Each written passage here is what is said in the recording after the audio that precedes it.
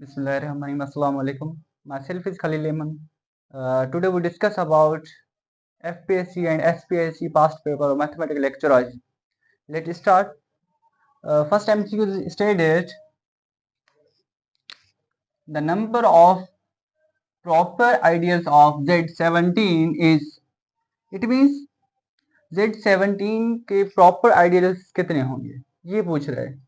इसके जो MCQs हैं part 1 0, part B 1, part C is 2, part D is 3. यहाँ पर Z17 है. Look at here, Z17. We focus in this one. 17 is a prime. हमारा Z17 क्या है? जो 17 है वो एक प्राइम नंबर है. As we know, जो अगर प्राइम नंबर है तो प्राइम नंबर के कितने आइडियल्स होंगे? तो जाहिर सी बात है प्राइम नंबर का एक ही आइडियल होता है, वो भी प्रॉपर आइडियल्स. ठीक है, प्रॉपर आइडियल्स कितने होंगे? जस्ट वन होगा. कौन सा प्रॉपर आइडियल्स होगा? वो होगा हमारा just only 1 0 proper ideals of Z17. अगर Z19 हो प्राइम आइडियल्स की जस्ट वन प्रॉपर आइडियल होगा. तो इसमें से करेक्ट आंसर क्या है? 1. Look at here, B is option correct. Part second MCQs. Which of the following divisor ring? इनमें से कौन सी डिवीजर रिंग है वो हमने देखनी है. बात हो रही है डिवीजर रिंग्स की. Here we discuss about just divisor rings. Okay, as we know divisor ring जो फील्ड होगी वो हमारी डिवीजर रिंग भी कहलाती है. It means every field is a rings. Okay, every ring but not a field. So here is discuss about just ring, divisor ring. जो divisor ring होगी वो राशि बदल फील्ड भी होगी. अब z को देखते हैं. z here is a integer number, is a ring or not? It is not, because ये फील्ड नहीं होती. मल्टीप्लीकेशन में ये जो है सो कंफर्म नहीं होता कि मल्टीप्लीकेशन एस्टिमेट सेटिस्फाई नहीं करता. Part B is not correct. Even number here is also not correct. and part D is rational number. जो हमारा रेशनल नंबर है वो हमारी actually rational number is a field. So अगर ये फील्ड है जाहिर सी बात है वो डिवीजर रिंग होगी.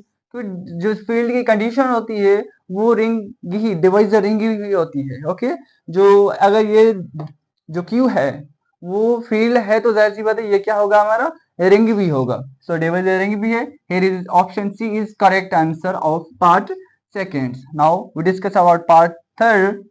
Integration start from, it means limit, first limit is -1 to 2 and function is bracket start x plus modulo x into dx. तो यहाँ पर पूछता है कि इसका राइट आंसर क्या होगा? 0 4 2 and 6. here right answer is part B 4. इसका जो इंटीग्रेशन होगा मॉडुलो का इस फंक्शन का वो होगा 4. And part 5, so here the part 4, x is equal to 6 ln r cube represented r. तो यहां पर इन this case r cube, actually यहां पर हम इसको r क्यूब के देखकर कंफ्यूज हो जाते हैं. कहते हैं कि r क्यूब है तो ये 3 डायमेंशन होगा. Because in this case x is fixed numbers, x is fixed number, x is equal to 6. It means that restriction given, यहाँ पर जो रिस्ट्रिक्शन है वो हमें गिवन है x इज इक्वल टू 6 है. तो अगर रिस्ट्रिक्शन गिवन है तो हम कह सकते हैं ये 2 कोऑर्डिनेट्स होगा.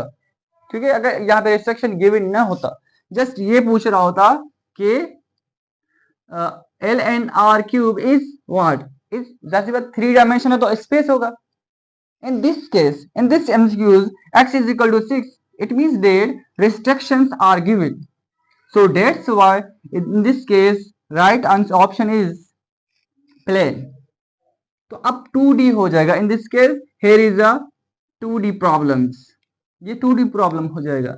अगर ये रिस्ट्रिक्शन गिवन ना होती तो 3D प्रॉब्लम हो जाता. Okay, now final in last MCQ stated kernel of T R cube into R cube. It mean same mapping हो रही है, R क्यूब से R क्यूब तक मैपिंग हो रही है हमारी.